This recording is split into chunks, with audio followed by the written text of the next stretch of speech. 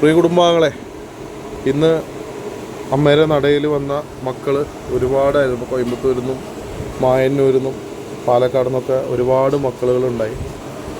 അപ്പോൾ ഞാൻ ഈ ഒരു സങ്കടവും സന്തോഷമായിട്ട് അറിയിക്കാൻ വേണ്ടി വന്നതാണ്. ഇത് ഏകദേശം ഒരു ഗ്രാമമുള്ള എൻ്റെ അമ്മയ്ക്ക് പ്രവീൺ എന്ന് പറയുന്ന നമ്മുടെ തറവാട്ടിലുള്ള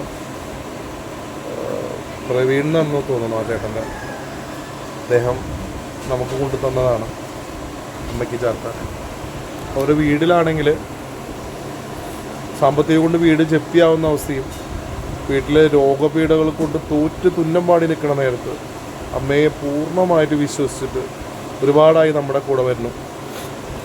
അപ്പോൾ അവർ കുറേ പ്രശ്നങ്ങളുണ്ട് എന്നിരുന്നാൽ തന്നെയും അമ്മയുടെ തിരുമുൻപിൽ വന്ന് അവർക്ക് കടം കയറി മുടിഞ്ഞു, വീട് ജപ്തിയൊക്കെയാണ്. എന്നിട്ടും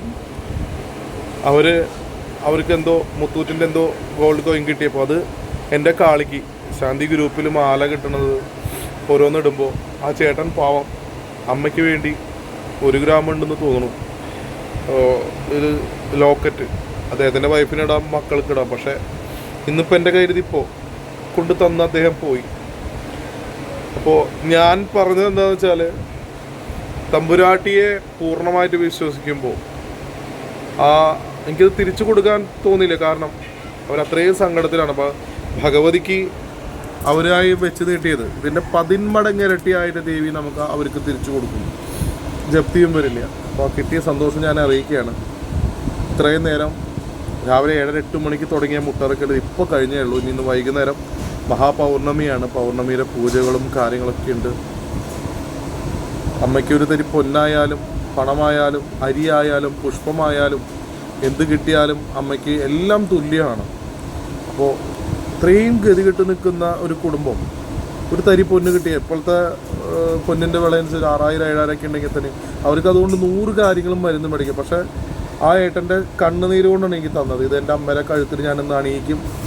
അദ്ദേഹത്തിന് ഒരുപാട് ഉയരങ്ങളിലെത്തും. അപ്പോൾ അത്രയും സ്നേഹിക്കുന്ന ഒരുപാട് കുടുംബങ്ങൾ നമ്മളിലുണ്ട്.